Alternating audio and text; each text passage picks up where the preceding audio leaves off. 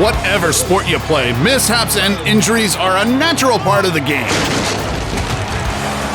But some sports are just undeniably more accident-prone than others. Put on your protective gear as we count down the 10 most dangerous sports. What's up, Factnatics? This is Discovery Amuse, serving up your daily dose of the most outrageous, outlandish, and out-of-this-world fun facts.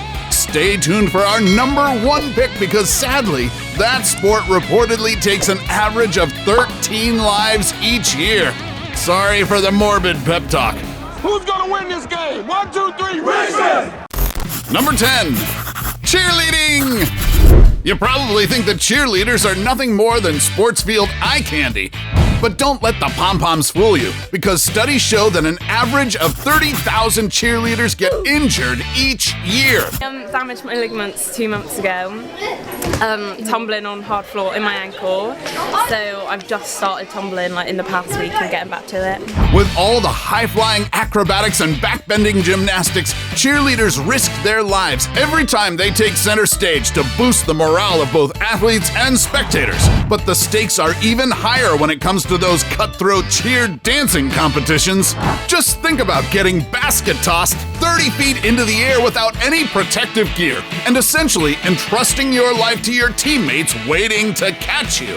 In fact, a sports science experiment showed that a cheerleader falling to the ground generated more force than a football player getting tackled. That's enough force to crack one's back and neck bones during a bad fall. I don't ever wish that upon anybody, ever. That was a big hit. I don't think I've seen a football hit that big. Oh, that definitely was. But hey, all for team spirit, right? Keep watching till number 1 to find out whether you're really up to the challenge of that sport. Number 9. Polo. Despite the glitz and glamour that comes with it, this sport is so dangerous that it's been called anywhere from hockey on horseback to playing golf during an earthquake. I've broken my nose twice. I have stitches here from here to there. I've broken my wrist, I've broken my ankle. I've been unconscious twice from falling. At its core, polo is not too different from other team sports where one needs to bring the ball into the goal, but they need to do it with sticks, while saddled atop a horse, which runs at up to 35 miles an hour in an expansive field that is equivalent to 9 football pitches. Just imagine having to control the mallet in your right hand while commanding your horse on the other. Apart from that, you need to train your focus on the plastic ball and time your backswing just right to strike a clean shot. Falling off your thoroughbred is not uncommon, and the possibility of getting trampled on by a stampede of horses takes the risk factors of this gentleman's sport to a whole other level. Oh, that's gonna hurt. Number 8. Bull riding.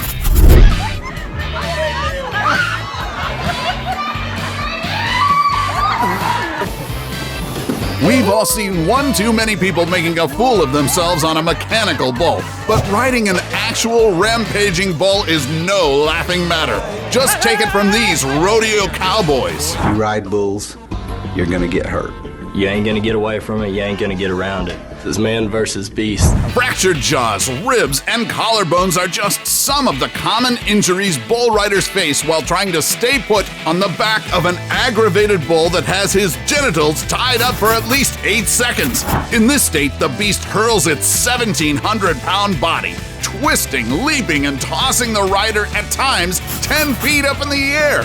And once you're down, you better prepare to feel the pure, unadulterated wrath of the raging bull. You're riding a wild animal, anything and everything could happen. Number 7. Racing. On February 18, 2001, in the final lap of the Daytona 500, American race car driver Dale Earnhardt crashed into a retaining wall after making contact with 2 other racers. Nobody knew how nasty the collision was at the time, with the race carrying on as the 2 cars skidded off the track. When he hit the wall, immediately you think, oh, it's just another hit, no big deal. However, when Ken Schrader got out of his car to check on Earnhardt, a sinking feeling blanketed the crowd as Earnhardt didn't emerge from the wreckage. He was pronounced dead at a nearby hospital. The untimely death of the NASCAR driver prompted the organization to boost its safety measures. But despite all this, auto racing remains to be one of the most dangerous sports in the world. In fact, in a 2014 study done by The Observer, 520 people across America have died in motorcar racing since 2001 despite NASCAR's efforts. Number 6. Skiing. Skiing and snowboarding, like many other activities done in the snow, sure look like a whole lot of fun, but a thrilling winter vacation where you slide down the side of a picturesque white mountain on a board can quickly turn south and lead to several broken bones or worse, death. Not to worry though, it's not as risky for recreational skiers. In 2016, the National Ski Areas Association said you are 100 times more likely to die canoeing than skiing or snowboarding. Hey man, you sure about this one? You're fine. I'm just gonna send it. However, professional ski races are a different story. It may look easy when you're watching it on TV, but Olympic skiers run the risk of falling about 80 miles per hour down the hill and damaging their knees during a fall. Oh, hell no! Number 5. Cave diving.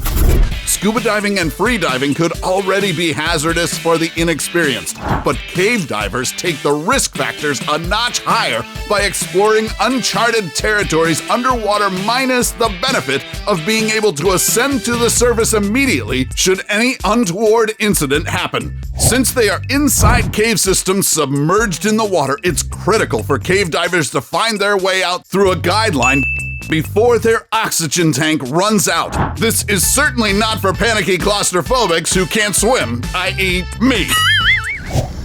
Next time you're in your house, turn off all the lights, put a bag over your head and try to find your way out. Your heart rate will go up and it takes a while.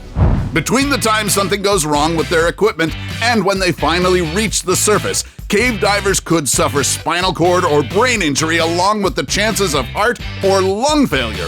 But for cave divers, the thrill of discovering an area no one else has been in before is more than worth the danger that comes with it. And from there, the first fin stroke you take is into totally unexplored waters. You never really know what you're gonna find just around the corner. Number 4. Base jumping. Say a little prayer before you throw yourself into the air, because once you're there, it's the point of no return.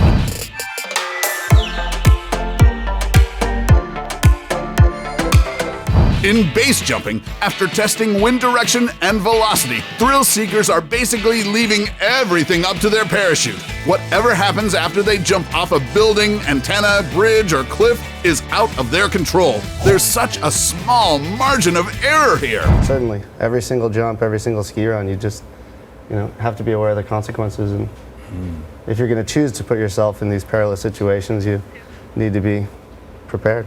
Okay, not so encouraging, man. Pass? Despite claiming dozens of lives each year due to lack of regulation, a lot of young people are still drawn to this daredevil quest. Some even use a wingsuit, much like the one you use in Call of Duty when dropping into a map during Battle Royale. However, reports say that wingsuits have caused more deaths than parachutes because of overconfidence and mishandling of the suit. They say a little more awareness and care on the part of the jumper goes a long way in this extreme sport. Number 3, rugby. Minimum protection and maximum brutality. It may not be as popular as American football, but rugby can be considered its more savage cousin. This is it! This is our destiny! Come on, come! Inside the rugby pitch, you'll see a couple 100-pound men body slam each other while fighting for the possession of the ball, but without any padding, just pure, raw muscle. The vicious tackling is notoriously dangerous on its own. Add to that the fact that all the players wear spiked cleats to prevent slippage. Some of the most common injuries the athletes endure include fractured bones, dislocated elbows, sprained ligaments, and deep muscle bruises. The lack of face covers also had players looking like they'd been mauled by bears.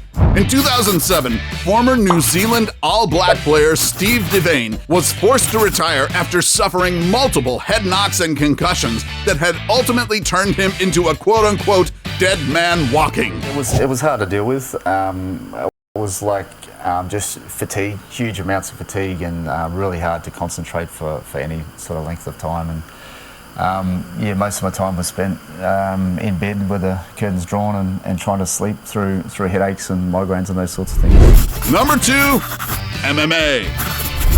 Once the fighters enter the cage, you can expect a no-holds-barred slaughterfest that's equal parts fascinating and terrifying to watch. Combining different martial arts techniques like Muay Thai, Jiu-Jitsu, and wrestling, MMA fighters execute various iterations of strikes, takedowns, and grapples that make the sport such an unpredictable display of calculated combat. And some fighters even showcase their own unique fighting style to entertain the audience.